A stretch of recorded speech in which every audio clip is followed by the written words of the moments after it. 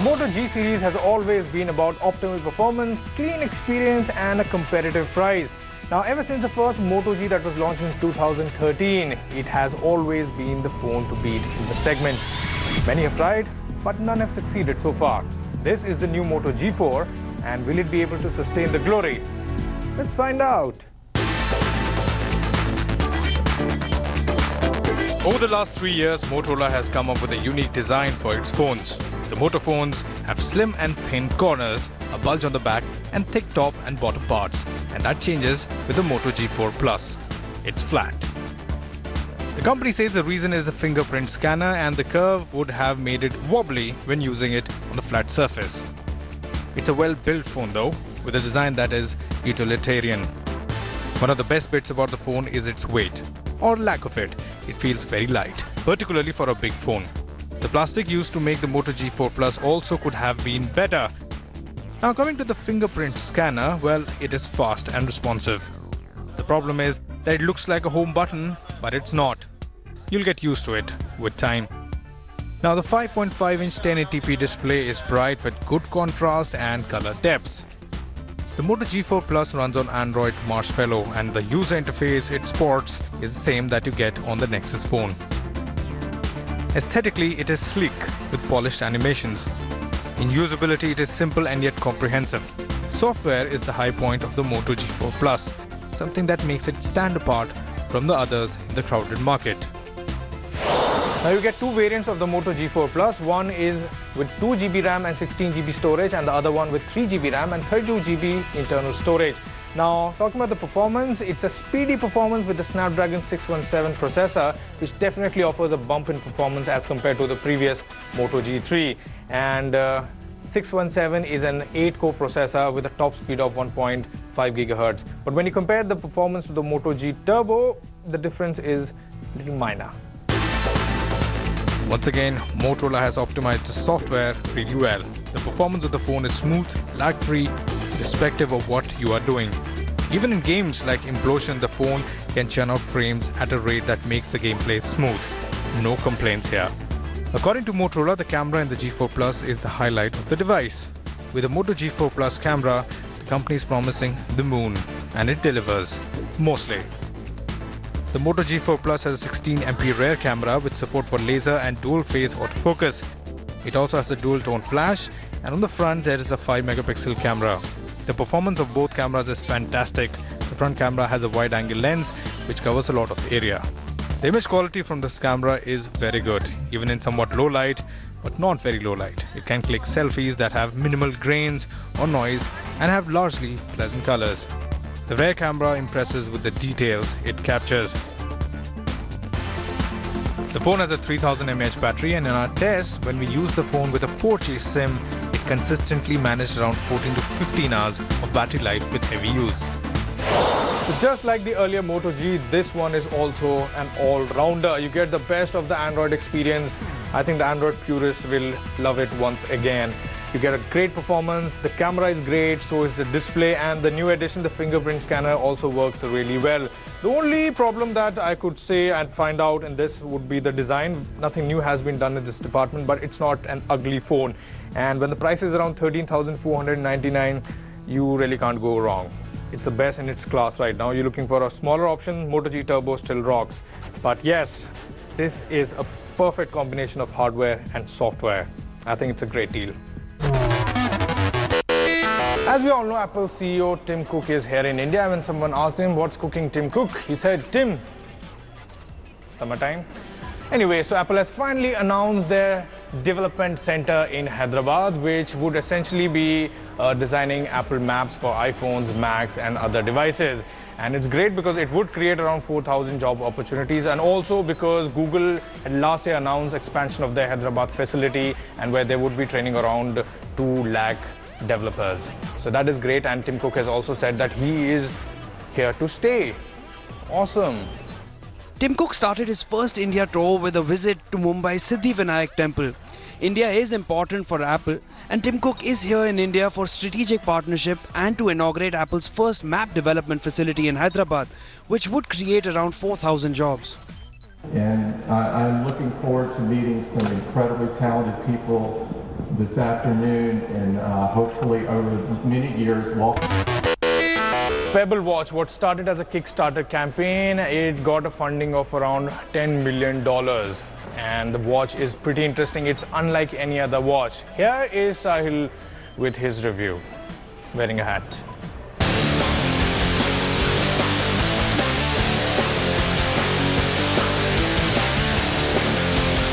Now, when you think about smartwatches, you probably think of the Apple Watch. But way before the Apple Watch, there was this little startup called Pebble, which is recently launched in India.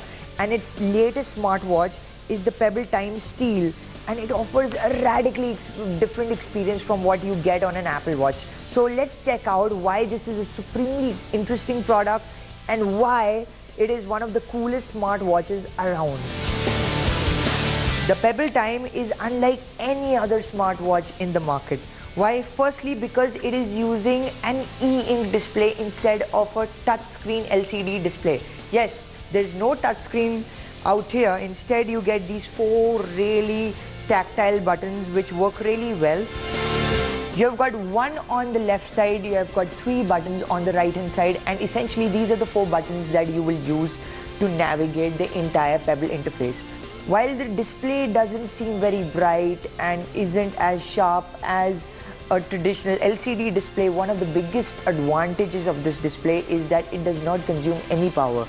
And this reflects really impressively in the battery life of the Pebble Time Steel, because it will last anywhere between 7 to 10 days on a single charge, as opposed to just about a day for the Apple Watch or any Android Wear device for that matter. One of the greatest things about the Pebble Time Steel is that it works both with iOS, the iPhone, and also Android smartphones. You have a corresponding app which you need to install on your phone, and through which it will parse a lot of data like notifications, messages.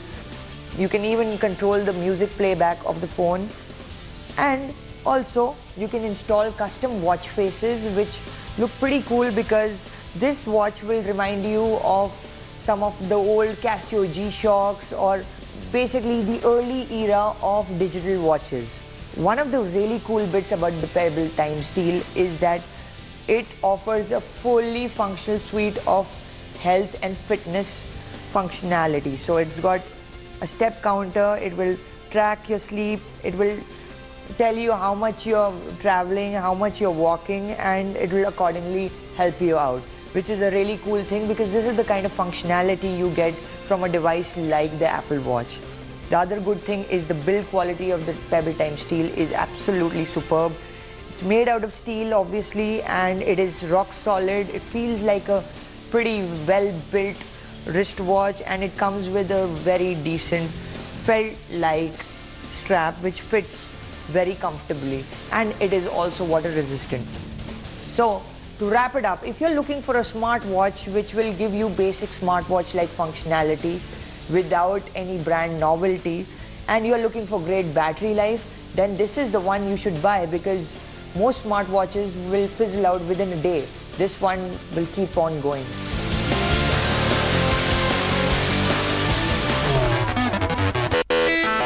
Now, Google's annual I/O conference just got concluded, and they had some amazing announcements to make, man.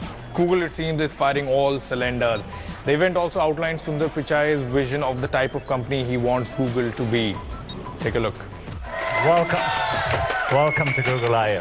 So we are pushing ourselves really hard so that Google is evolving and staying a step ahead of our users. Okay, Google, show me the trailer for Angry Birds. How old is the Taj Mahal? Whoa! Google Assistant, Think of the assistant in a very specific way. which was the first thing Pichai announced, was quite obvious and was a long time coming. Assistant is now conversational, just the way Siri and Cortana have been for years. Google has taken things to the next level. It can handle complex queries and also understand the context of the query, just like Viv, and can carry forward a conversation through multiple queries. Tapping on the suggestions there. So that was the assistant in Allo. Allo is all about messaging. Google has also unveiled Allo, a new messaging service that will compete with Facebook's WhatsApp and Messenger products and feature a chatbot powered by the Google Assistant. Allo, just like WhatsApp, will have end-to-end encryption when it is rolled out this summer. There's a feature called Whisper Shout, which basically enables users to press and hold the send message button and control the intensity of the message, eliminating the need for messages sent in full caps. Moreover, with Assistant weaved into it, the app understands the context of a message. It understands if a shared photo has a dog or a baby, and accordingly the app presents some reply options. It has Google search built in, so users don't need to leave the app. Similar to Allo, Google also announced a new video call app called Duo, which is modeled more on the lines of Apple's FaceTime. It again is tied to a cellular number than a Google account. It also comes with a unique new feature called Knock Knock, which enables the user to see what the caller is already doing before answering the call, just like the way one would peek through a door before opening the gate. No way! That's too cute. Where are you? Hold on, guys, I gotta get this. Google Home lets you enjoy music and entertainment throughout your entire house. Google Home is Google's long-awaited answer to Amazon's Echo speaker, which comes with Alexa Assistant. Essentially, it is a smart speaker which can understand the questions of its users and answer them because Google is at its heart. It also is built using the Google Cast standard, which means that it can push content to any Google Cast compatible device, which makes it a more alluring play in terms of creating a dent in the ecosystem. And Google has also entered the virtual reality space. We call it Daydream. Daydream is our platform for high-quality mobile virtual reality, and in it are all of the ingredients you need to create incredible immersive VR experiences. So we've introduced what we call VR mode as part of Android N. We've worked at all levels of the Android stack to optimize it for VR. Now, this is obvious, but a VR headset, it's something that you wear. It has to have great optics. Daydream is a platform architecture that's built on the basis of Android N, and it will be a facilitator for a slew of apps, a VR interface, and framework, and Google's own suite of apps. Google already has the likes of EA developing games for Android Daydream, which says that Google is real serious about this effort. We'll be showing you a sneak peek of a new project. We're evolving Android apps to run instantly without installation. And Google also announced instant apps for Android, which would be instantly downloaded on the phone. It has announced enhancement to Android N, which gives devices based on the OS a massive performance boost and better battery life. Things previously thought to be impossible may in fact be possible. We look forward to building this future together with all of you. Thank you for joining us at Google I/O. All right, time to slip into a short break, but come right back because there's lots more on the other side. It's time for a gaming segment now, and Rohith is having a ball, man. He says that this game is awesome. He's reviewing Doom this week. Take a look. They are rage, brutal, without mercy. But you will be worse. Rip and tear until it is done.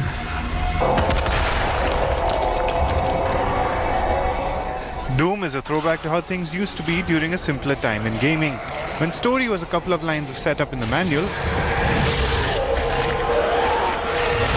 and the game was about, for lack of a better word, gameplay. Fast, frantic gameplay. In Doom, if you aren't moving or dodging, you're going to die a lot.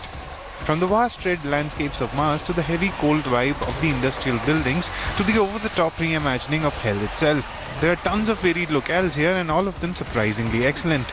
Admittedly, Doom is more about the gameplay, but id Software did a great job with the visuals as well. Particles stutter and spark everywhere, and the environments themselves are extremely detailed and feel run down. It feels like a place overrun with a demonic infestation. Unfortunately, there are some weird texture popping issues from time to time, which detracts from the amazing graphics. Gameplay is the meat and bones of a Doom experience, and boy did they get this right. Game on the whole feels faster than anything we have played in a while. The focus is on getting up close and personal with demons, something that the game encourages by the way of glory kills, a finishing move that can be executed once you have whittled down the health of a demon. They are varied and quick, most importantly they don't slow the game down. Even the longest kill animation lasts only about 3 seconds, slow enough to register but fast enough to keep the action moving. There are also various upgrades that you can apply to your suit, weapons and even some rune buffs that alter your abilities. The level design is also top-notch, mixing maze-like levels from older Doom games with a focus on verticality and varied open areas. What this means is that there is enough room for you to circle strafe, but at the same time enough vertical space ensures that a quick getaway is just a double jump away. In fact, on the harder levels, Doom feels like a skill test, an exam that tests your awareness of the 3D space around you. It makes for some excellent sweaty palm gameplay. Outside of the campaign, there's multiplayer and Snap Map. To be brutally honest, multiplayer was fun for a while, but it got old fast. Doesn't feel as exciting or fast-paced as the campaign does. Snap Map is a level editor that allows you to create your own levels from scratch and then share it with the community. It's interesting but something reserved for the more hardcore fans. Doom is a pleasant surprise, especially for a game coming from a studio that has been stumbling for a while now. It's a terrific return to form for id, and a comeback for a franchise that cemented first-person shooters as a popular genre back in the day. Play it, you won't regret it. It's summertime and there are a few lucky ones who do get their leaves approved when they would be going out on vacation with their families and friends. I'm not jealous, I am just here to help you out, man, because I'm sure you would want to capture those moments and you don't like carrying an additional camera with you, right? Here is a list of top 5 camera smartphones that you can consider buying across all the segments. Enjoy, man. I also get Sunday off, mostly to do my laundry work, but yeah. So with the summer months in full swing, my Facebook page is already filled up with photographs of people going on their vacations. And they like to click photographs everywhere they go. Reach the airport, click. Going into the hotel, click. Just entered the bathroom. Okay, I unfriended Rohith because of that. But my point is that social media and smartphones have turned us all into photoholics. We like clicking photographs everywhere we go and post them as well. And today we're giving you the top 5 smartphones in the market which give you the best cameras available across the entire category. Check out our list.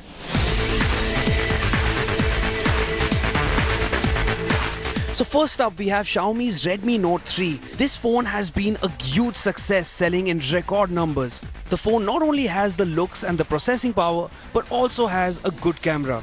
It clicks some great pictures and is priced at just Rs 9,999.